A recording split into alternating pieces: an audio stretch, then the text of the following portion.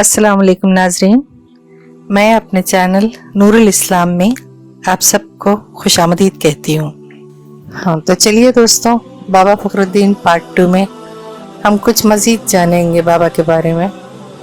इनके बारे में तो कई कहानियाँ मशहूर हैं जो हम बचपन से सुनते आ रहे हैं। तो इस कहानी में अगर हम गौर से देखें तो हमको बस ये तो पता चल गया कि जहाँ तीली में पत्तियाँ निकली वहाँ बाबा जी का ठिकाना बन गया। अब इस जगह को अगर हम गौर से देखें तो अतराफ से बड़ी छोटी पहाड़ियों से घिरा हुआ एक छोटा सा गांव है। इस्लाम की रोशनी वहाँ बिल्कुल नहीं थी और बाबा जी के इस्लाम की बातें लोगों की समझ में भी नहीं आ रही थी। और कुछ आगे बढ़े तो पता चला वहाँ पर एक जादूगर का राज था और सारा गांव उसी के जादू की इज्जत में था और उसको अपना खुदा मानते थे लोग। वहाँ के किसी और की कोई भी बात वो लोग सुनना पसंद नहीं करते थे। जादूगर पहाड़ी के ऊपर रहता था। जब उसे नीचे आना होता तो केले के एक पत्ते को बिछाकर उस पर बैठ जाता और पत्ते को हुक्म देता कि मुझे नीचे ले जाओ। जादू के जोर से वो पत्ता हवा में उड़ता हुआ नीचे आता। लोग ये मंजर देखकर हैरान हो जाते। इनको लगता कि ये सबसे बड़ा है, अगर हम इसकी बात ना माने तो पता नहीं हमें क्या कर दे। इस डर से लोग उससे डरने लगे। जादूगर ने जब देखा कि लोग उसकी मुट्ठी में आ गए हैं तो उसने ऐलान किया कि मैं ही तुम्हारा वाली वारिस हूँ। लोग इसे अनाज, कपड़ा वगैरह खुशी खुशी पेश करते। वो सब लेकर दोबारा अपने पत्ते पर सवार होकर पहाड़ी पर पहुंच जाता। इस जादूगर ने एक गाय पाली थी। क्योंकि लोग इससे डरते थे इसलिए इसकी गाय को भी खिला पिला के खूब मोटा ताज़ा और चिकना कर दिया था। वो गाय जहाँ से गुजरती लोग उसके सामने हाथ जोड़ के खड़े हो जाते और जिस घर में दाखिल हो जाती वो उसके खाने पीने का इंतज़ाम करता। दोस्तों, एक दिन का वाक़या है कि गाय चलते चलते बाबा जी के ठिकाने पर आ पहुंची। उसे देखकर बाबा जी के मुरीदों में मुंह में पानी भर आया। वो सब बाबा की खिदमत में हाजिर हुए और अदब से कहने लगे, बाबा जी, हमको अच्छा खाना खाए महीनों गुजर गए। अगर आपकी इजाज़त हो तो हमारे दर पर जो गाय आई है उसे ज़बह करके आज ईद मनाना चाहते हैं। बाबा ने कहा, हम फ़कीरों को दूसरों के माल से क्या लेना, तुम लोग जाओ और गांव वालों से जो भी खाना मिल जाए ला लेना। लेकिन आपके मुरीद ज़िद करने लगे। आखिरकार बाबा ने इजाज़त मरहमत फरमाई। उन्हें ताकीद भी की कि बेशक गोश्त खा लेना मगर इसकी खाल और हड्डियां एक तरफ रख देना। आपके मुरीदों ने आपके हुक्म की तामील की और गाय को ज़बह करके पकाकर सैर होकर खाए। अगले दिन से गांव वालों में गाय गुम होने की बातें शुरू हो गई और उसी वक्त जादूगर गांव में आया और अपनी गाय को अपने हाथों से घास खिलाना चाहता था। इसके लाख पुकारने के बावजूद भी गाय नहीं आई। वो बरहम होकर अपने खादिमों से पूछा। इन्हीं में से एक ने कहा, परसों शाम मैंने गाय को फ़कीरों के यहाँ जाते देखा, फिर वो उसको हम में से किसी ने नहीं देखा। जादूगर इस बात पर बरहम हो गया। सबको लेकर फ़कीरों के पास पहुँचा। बाबा फखरुद्दीन अपने मुरीदों को दर्स दे रहे थे। जादूगर ने तैश में आकर बाबा से पूछा, मेरी गाय कहाँ है? लोगों ने उसे यहाँ आते देखा और अब वो गायब है। तमाम लोग खामोशी से सुन रहे थे। बाबा जी ने इसकी बात का कोई जवाब नहीं दिया। जादूगर गुस्से से पागल हो गया और चीखना चिल्लाना शुरू हो गया।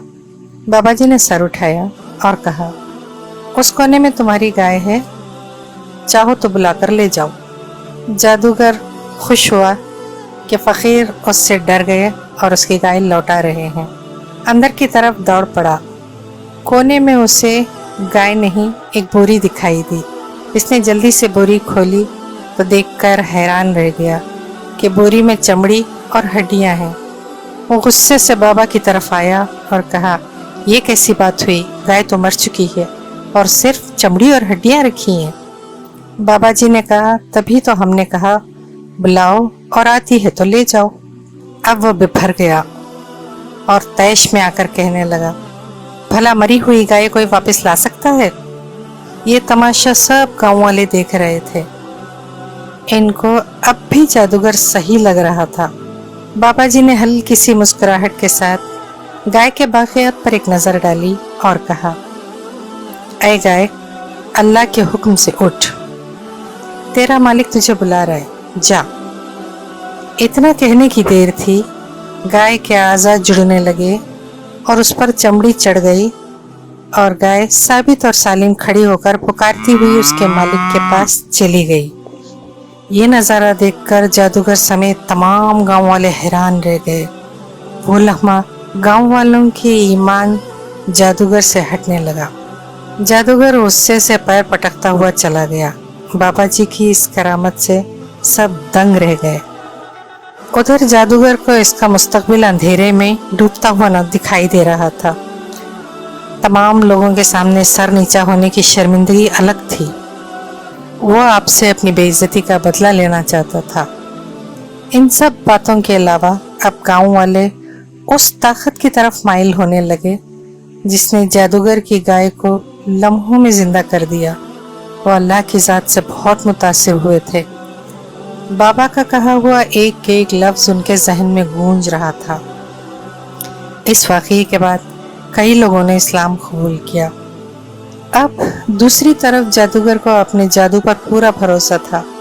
उसने काफ़ी सोच समझ के एक रास्ता निकाला और बाबा के पास पहुंच गया और कहा, क्यों ना हम दोनों अपनी अपनी ताकत का मुजाहरा करें।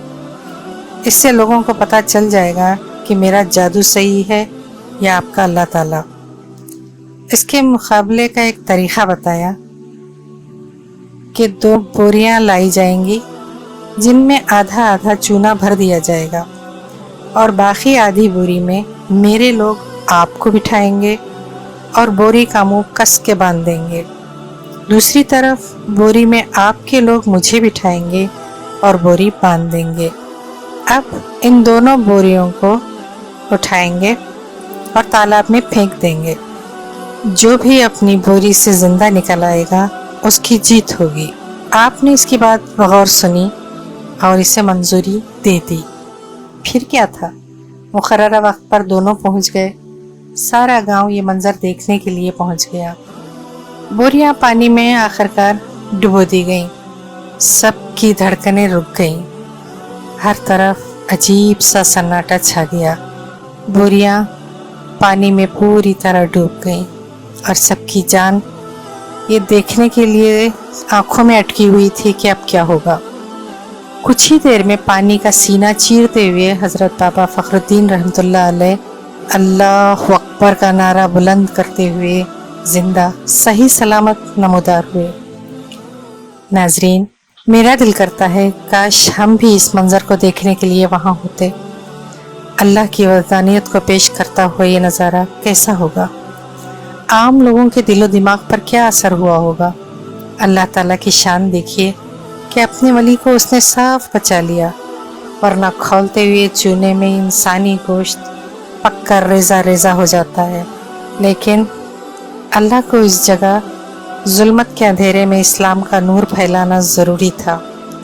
इससे हमारे दिल में ये यकीन बढ़ जाता है कि अल्लाह जो भी करता है अच्छे के लिए करता है। चलिए आगे बढ़ते हैं। बाबा इस इम्तिहान में कामयाब हो गए और दूसरा डूब गया। बाबा जैसे ही पानी से बाहर आए, आप पर वजद का आलम तारी था। इसी आलम में आप तेज तेज कदम बढ़ाते हुए पहाड़ी चढ़ने लगे और अल्लाह अकबर के नारे बुलंद करने लगे। जिस पत्थर पर आपके कदम पड़ते वो पत्थर मोम की तरह नरम हो जाता और आपके कदमों की छाप उस पत्थर के सीने पर रह जाती। इसी तरह आप पहाड़ी की बुलंदी पर पहुंचे और बाआवाज़ बुलंद आपने अजान दी। जिस पत्थर पर आप खड़े थे उस पर भी आपके कदमों के निशान आज भी वाज़ह तौर पर देखे जा सकते हैं। फिर आपने वज़ू का इरादा किया पर पानी कहीं नजर न आया। आपने एक बड़ी चट्टान पर जोर से हाथ मारा तो पत्थर से पानी निकलना शुरू हो गया। आपने वज़ू बनाया और नमाज अदा की और वहीं बाबा ने चिल्ला किया, यानी 40 दिन तक अल्लाह की इबादत में मसरूफ़ हो गए। आज भी ये पहाड़ी मौजूद है और इसे चिल्ले की पहाड़ी कहा जाता है।